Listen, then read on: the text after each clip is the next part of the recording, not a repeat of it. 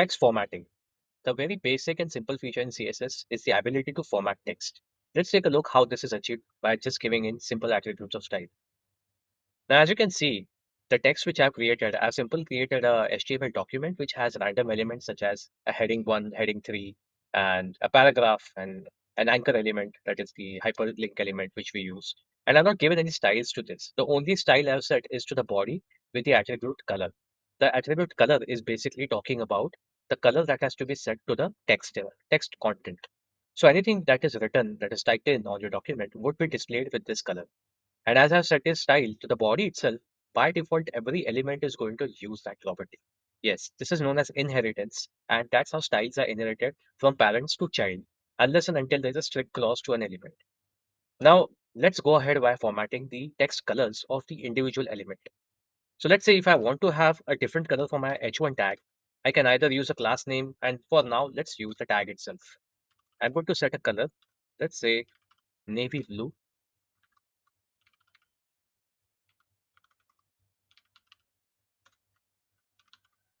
which turns it into a dark color text. And I can do the same for all the other hyperheadings also. So I can use H3, H1, H3 to set the color to all of the headings that I have used. And as you can see, the three headings which I have used is first para, second para, and text formatting. And this is also a way of declaring your styles. You can declare styles as a combination, and we saw this how it is done in selectors. Now, let's also take a look at how we can do furthermore styling of these. For example, the text entered here could have come from a database in the backend and shown to you through a server, or it might have been randomly generated from a file that has been imported in your web application. So you might definitely want to restrict its style of display. That is, for example, the case of the characters. You want all of them to be capital, for example.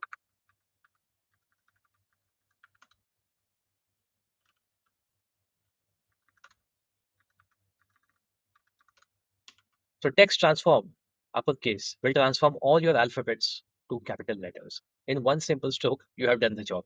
So regardless of the content, the way it has been typed in, this correction automatically takes over in your front end. You could also do that by changing this to lowercase, which will basically strictly turn that into lowercase. And to find out the difference, let's see after the commenting it again. Once I commented, you can see there was one capital alphabet which was introduced over here. However, when I performed the text transformation to lowercase, it strictly turned every alphabet into lowercase. Now you must be wondering why have a strict mode of only lowercase and uppercase? Why not we have the first letter as capital and the rest can be small? So yes, there is an option for that. It's known as capitalize. What capitalize does it is basically converts the first alphabet of every word into a capital letter. Now, suppose if I'm to apply the style to the entire body, which should affect every element, and you can see the transform property to capitalize is affected even on the paragraph elements over here, and it has started to affect every word inside the sentence. So every word has a starting alphabet that is capital. So mind it, if you're using capitalize, it has to be very purposeful, otherwise you will end up creating capitalized words everywhere. Apart from text decoration, there are also features like text alignment. So for example, let's take the first paragraph which we defined with a class P1. Let's create a class P1, apply a style to it, that is give it a background color, and then let's introduce the text align property to it. Now, the moment I align my text to center, you can see this text is aligned to the center exactly. You can have several other settings such as aligning to left, or you can make it right aligned, or you can make it justified. What Justify does is it tries to stretch every line to consume the 100% width of your screen's available area or the element's available maximum width. That is again minus the padding area that has been declared. So for example, if I declare some padding in here, let's say of 10 pixels, it is going to take up the width excluding the 10 pixels gap around the content itself. So we have aligned it with justify style. Okay. And let's say I wanted to align the last line to the left or the right, let's say. So I can use this feature known as text align last. And the last one which I want to align it to right. So no matter how much my text has been described to be in whether it is center aligned or justified, I can control the last line separately. So even if I decide to make it center aligned, the first part of the text is center aligned and the last line is in right. Now, of course, this is not visible on our first paragraph since it contains only two lines in it. Let's apply the same style to our second paragraph. So I'm going to change the class name from P1 to P2, and the style is applied to our second paragraph. And I can see the last line is aligned towards the right.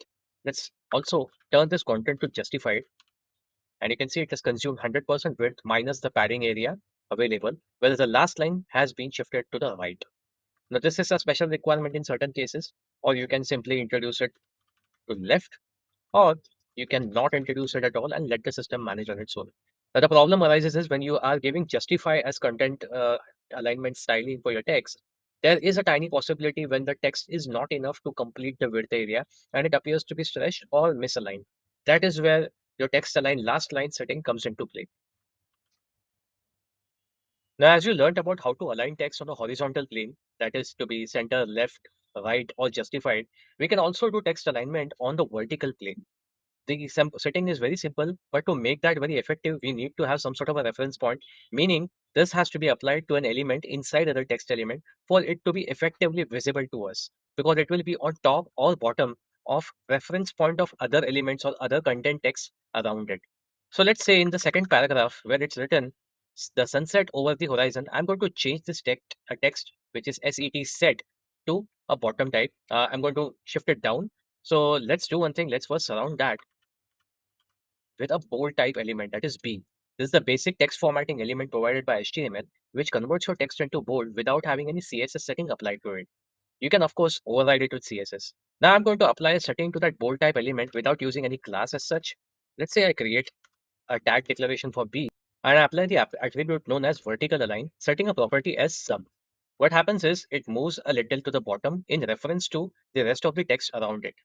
This is called subtext. And if you remember, there was a sub and super element created in HTML also, which does exactly the same. However, this allows you in CSS to set a property to any element that you want. Like we have done it for the B element that is placed inside of our paragraph element over here. So instead of sub, I can also turn it to super, and my vertical alignment has changed to top. Now, these are the only text-based alignments mode which can apply. There are, of course, vertical alignments which can be applied to other items or other elements which are introduced in between of your text that we can take a look at in miscellaneous examples later on.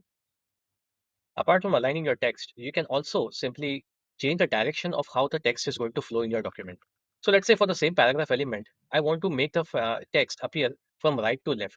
What if the language I was using is not plain English and it was Arabic or any other language which is written from right to left side? So for that, I have to apply two properties. Number one is the direction, which is RTL, which I'm setting it to RTL. By default, it is LTR, which is left to right.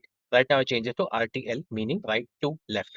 Also, I need to set this one more property known as Unicode by DI, which is Unicode by direction. And the property value that has to be set is by direction override. When I do this, you see the text appears to be written in reverse order. The fonts are not mirrored as such, but it is simply written in reverse order. If you see, the alphabets appear to be correct, but the order of the alphabets has been reversed. So it's not exactly the mirroring of the text as such, but it is more of a reversal of the text order. And it is like it could be a requirement for you if you are working for a client who wants text to be displayed in such a condition, or maybe you're creating some sort of a ciphertext element.